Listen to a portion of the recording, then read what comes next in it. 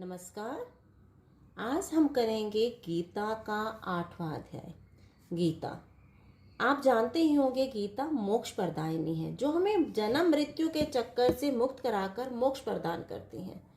उसका 8वां अध्याय, जिसके अंतर्गत बताया गया है परम ब्रह्म का स्वरूप। ये परम ब्रह्म क्या है, जैसे हम लेसन रीड करेंगे तो हमें समझ आ जाएगा कि उसका स्वरूप आकार क्या है। महात्मा, आप सभी बहुत अच्छे श्रोता हैं। महात्मा जी किन्हें कह रहे हैं? जो कुरुक्षेत्र घूमने हुए गए हुए बच्चे हैं और जो उनके अध्यापक हैं उन्हें कह रहे हैं कि आप सभी अच्छे श्रोता हैं। श्रोता माने सुनने वाले हैं। वास्तव में गीता का ज्ञान वही व्यक्ति प्राप्त कर सकता है जो अर्जुन जैसा धीर, गंभीर, जिज्ञासु और श्रद्धा भक्ति रखने वाला हो। क्या बता रहे हैं महात्मा जी?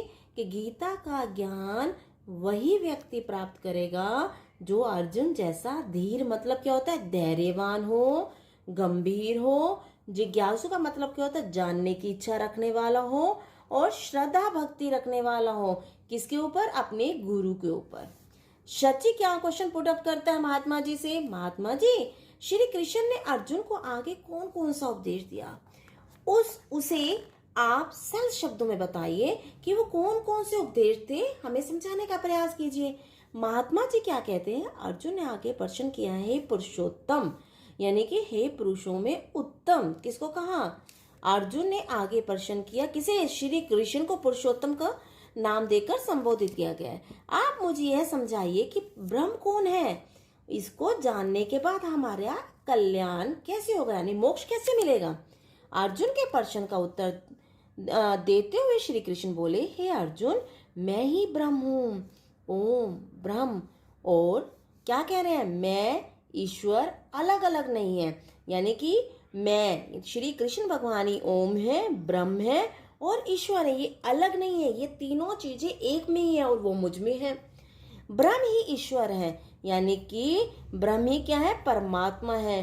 ब्रह्म ही परम अक्षर है, यानी अक्षर क्या होता है? जिसका अक्षर जो कभी नष्ट ना हो, ऐसा परम अक्षर, यानी अक्षरों में सबसे श्रेष्ठ अक्षर, अर्थात जिसका शर ना हो। शर का क्या मतलब हो? नाश ना होना। ठीक है, जिसका नाश ना हो। अक्षर शब्द का दूसरा अर्थ सर्वत्र व्याप्त भी है। क्या बता रहे हैं श्री कृष्ण जी अर्जुन को? कि इसका दूसरा अर्थ ये भी है कि ये सारी जगह फैला हुआ है। सर्वत्र माने सभी जगह, व्याप्त माने फैला हुआ है। ब्रह्म केवल अक्षर नहीं अपितु परम अक्षर है। ब्रह्म क्या है? ये केवल एक मात्र अक्षर नहीं है, ये परम अक्षर है, यानी अक्षरों में श्रेष्ठ है। यह सर्वश्रेष्ठ है। संपूर्ण संसार की उत्पत्ति इसी से हुई है। किससे? ब्रह्म से। इसे किसी भी श्रेणी में नहीं रखा जा सकता। हम किसी भाग में बांटे, वर्ग में बांटे, ऐसा नहीं कर सकते। ना इसका कभी क्षय हो सकता है। क्षय माने नष्ट होना।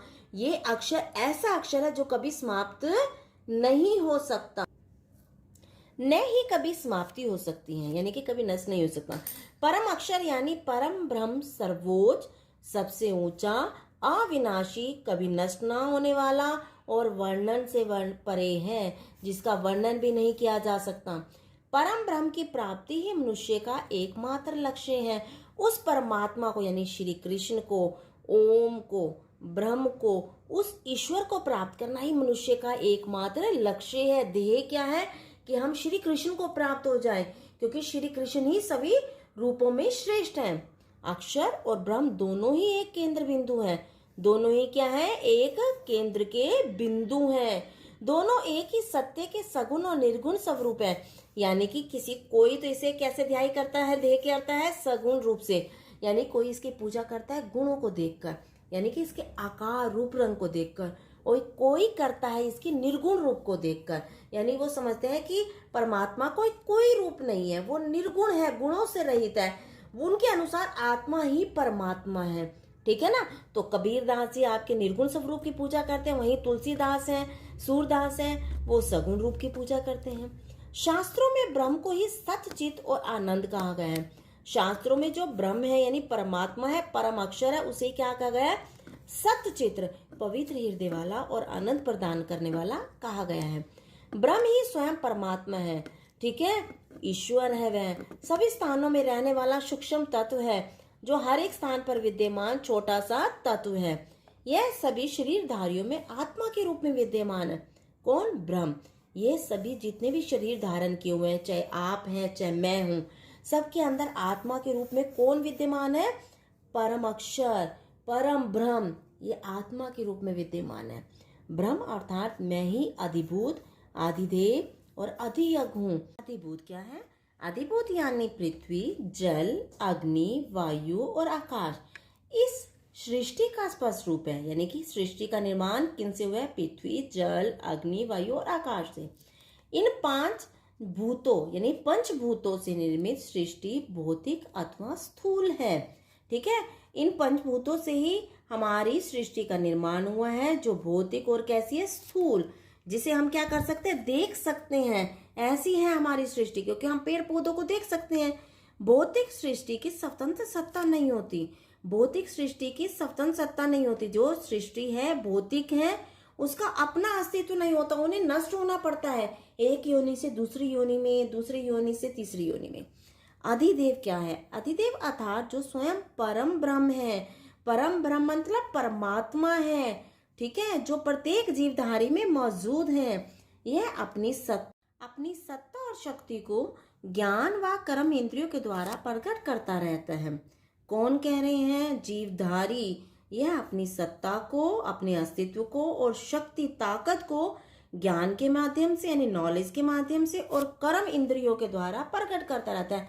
जिन इंद्रियों के माध्यम से मनुष्य कर्म करता है, उनके द्वारा अपनी क्या प्रकट करता है? अपनी शक्ति और सत्ता। यही प्राणियों के ऊपर कृपा करने वाला आदि पुरुष है। यही हिरण्यगर्भ अर्थात सृष्टि की रचना करने वाला ब्रह्म है। यही कौन है?